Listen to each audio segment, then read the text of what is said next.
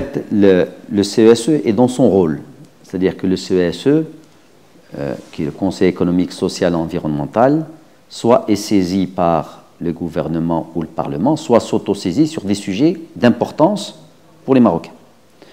On le sait, Sa Majesté, il y a 2 ans, a demandé une réflexion sur le nouveau modèle de développement.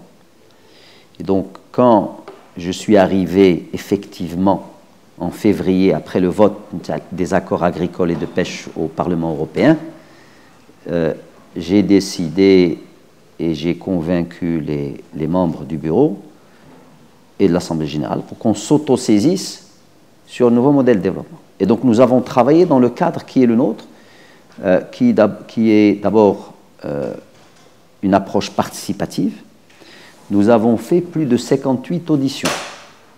Nous avons auditionné des responsables, des experts, des organisations internationales. Nous avons un ancien Premier ministre, Wali Bank al-Maghrib, des organisations, des ONG de jeunes, des ONG qui travaillent sur la culture, des institutions. Et nous avons aussi fait une participation citoyenne, c'était la première, où nous avons reçu 5800 réponses de citoyens.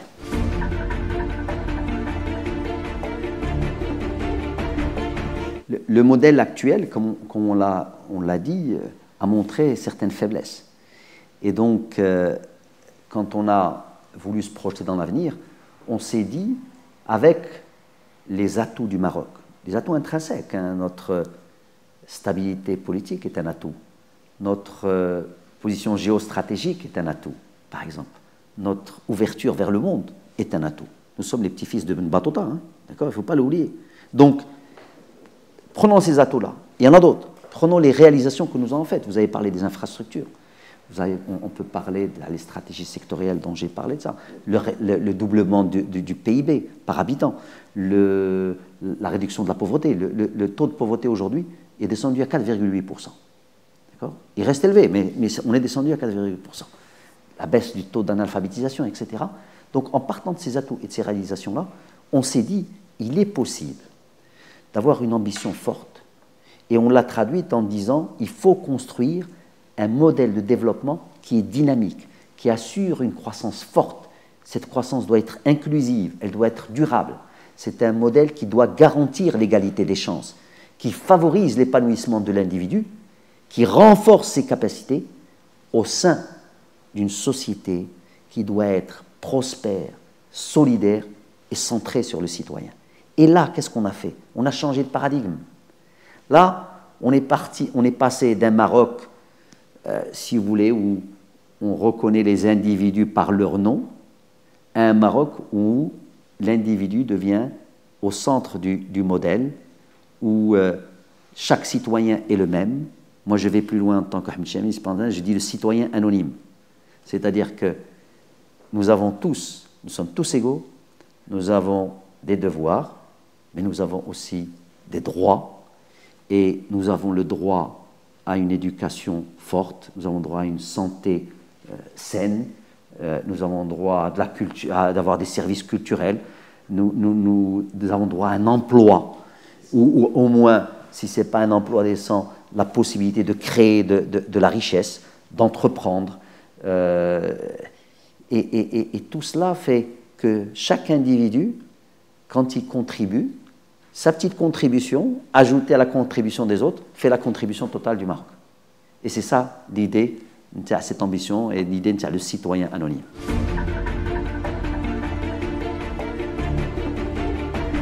Si vous voulez, il y a plusieurs causes. Il y a plusieurs causes. Nous, on a dit qu'il y a 6 faiblesses structurelles qui viennent expliquer les insuffisances du modèle.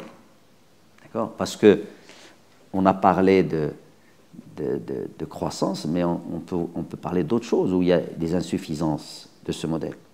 On n'a pas parlé tous les deux de l'égalité des chances, mais est-ce qu'aujourd'hui le modèle permet l'égalité de chances? Non. Je vais vous donner un chiffre qui est important.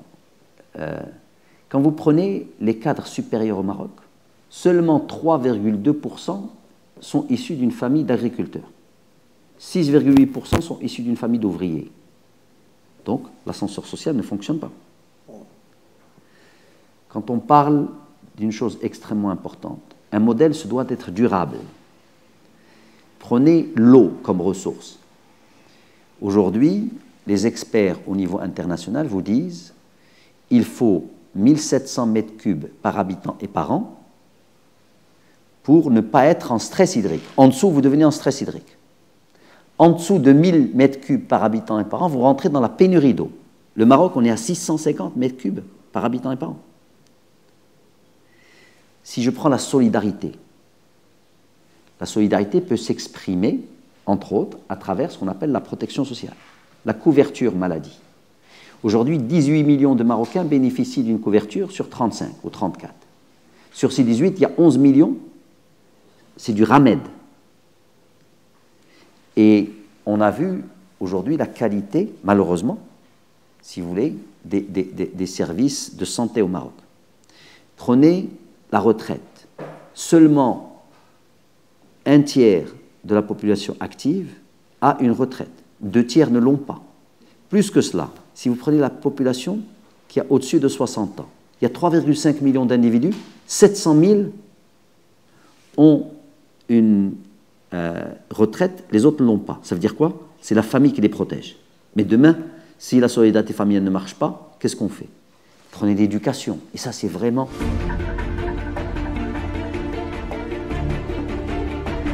Un pays qui n'arrive pas à éduquer ses enfants ne va aller nulle part. Si on devait faire une seule chose au Maroc, supposez qu'on vienne et quelqu'un nous dit « vous ne pouvez pas faire 2 choses ». Qu'est-ce qu'on ferait? On ferait, selon moi, de l'éducation. On formerait les gens. Parce qu'en les formant, ils vont pouvoir demain inventer des médicaments pour se soigner. Parce qu'ils vont pouvoir créer des activités pour s'enrichir. Parce qu'ils vont pouvoir créer des technologies pour protéger l'environnement, etc., etc., etc. Donc l'éducation est absolument fondamentale. Et malheureusement, on se rend compte encore que le système est défaillant. Donc si je reviens à votre question, excusez-moi si j'ai fait cette divergence, mais si je viens à votre question, est-ce que c'est économique, est-ce que c'est politique? Je vous ai dit, en fait, il y a tout un faisceau aujourd'hui, ou toute une série de faiblesses structurelles qui nous empêchent de réaliser justement cette ambition qui devrait être la nôtre. J'en vois 6. Première des choses, c'est la faiblesse des secteurs publics, des services publics. La faiblesse des services publics veut dire quoi? C'est-à-dire qu'on ne donne pas à l'individu les moyens pour qu'il puisse s'épanouir, entreprendre, etc. Donc ça, et quand je dis la faiblesse des services publics, il y a l'éducation, il y a la santé, il y a le transport, etc., etc. Deuxième des choses qui est une faiblesse très importante, malheureusement, c'est le climat des affaires. Un entrepreneur aujourd'hui, vous-même, vous êtes un jeune, si demain vous sortez, vous voulez créer votre entreprise, eh bien vous aurez beaucoup de difficultés pour la créer. Donc un climat des affaires qui n'est pas, je dirais, encourageant, qui n'est pas, je dirais, vigoureux, etc., pour encourager les gens à aller faire à créer. Troisième faiblesse qui me semble une faiblesse importante, c'est l'exclusion de la femme. La femme ne participe pas au développement. On apprend le genre. Mais moi, écoutez, moi je suis un mercantiliste, d'accord? Je suis un peu féministe, mais je ne veux pas le dire, je suis un mercantiliste. Si vous avez 50% de la population qui ne participe pas au développement, comment voulez-vous vous développer? Je ne peux applaudir qu'avec mes 2 mains, sinon vous n'entendez pas ce que je fais. Le taux d'activité de la femme aujourd'hui est de 21,8%. C'est un des taux les plus faibles que je connaisse. Donc, ça c'est la femme. Le 4e point, c'est le rural. Malheureusement, malgré tous les efforts qu'on a faits, parce qu'il faut le reconnaître, il ne faut pas être un nihiliste, tous les efforts qu'on a faits, le monde rural reste isolé, le monde rural ne contribue pas assez au développement, et les gens qui sont dans le rural eux-mêmes n'ont pas accès à des services publics qui devraient être des services adéquats. 5e faiblesse, qui est très importante, qu'on ne voit pas comme ça, mais c'est le système de rente et de privilèges.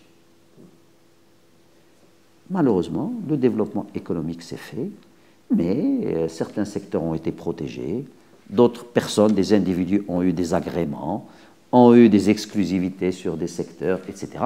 Et ça restreint la concurrence, ça restreint même l'envie de rentrer dans ces secteurs. Et sixièmement, voilà, j'arrive aux politiques, ce que je vais appeler, moi, la gouvernance. D'accord ?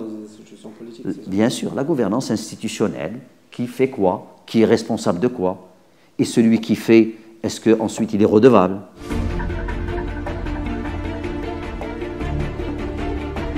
Alors, moi, je vais vous répondre, franchement, il est extrêmement difficile de répondre à une question comme ça en généralisant par rapport à tous les responsables qui sont dans les établissements publics ou dans les administrations. Il y a toujours des gens qui sont très bons et d'autres qui sont moins bons. Ça, c'est sûr. C'est pour ça que je vous dis, je ne peux pas répondre à une... Par contre, je vais vous dire, moi, ce que je pense. Moi, ce que je pense, c'est qu'il serait sain et même utile. On peut trouver tous les qualificatifs que vous voudrez qui veulent dire la même chose, c'est-à-dire quelque chose de positif, que les responsables des établissements publics ou des administrations autres changent d'une manière régulière. Ça se fait dans tous les pays au monde. Et ce n'est pas parce que la personne n'est pas bonne, c'est que moi-même, si vous me mettez dans un endroit et que je suis toujours dans le même endroit au bout de 10 ans, eh bien peut-être que je ne vais plus avoir le recul qu'il faut pour voir quelles sont les choses qu'il faut changer dans mon établissement. Et donc, ça ne dépend pas des personnes, c'est des politiques, d'accord, qu'il faut mettre en place. Troisième des choses qui me semble être importante, c'est que aujourd'hui, on a d'abord besoin de mettre les règles en place.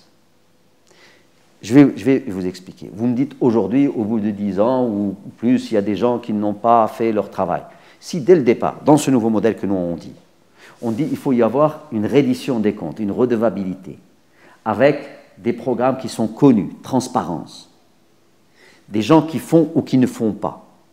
Ben, ceux qui ne font pas, on va les remercier, et ceux qui font, on va les encourager. D'accord ? Donc tout ça, ça dépend des règles que vous mettez au départ, et les personnes suivent.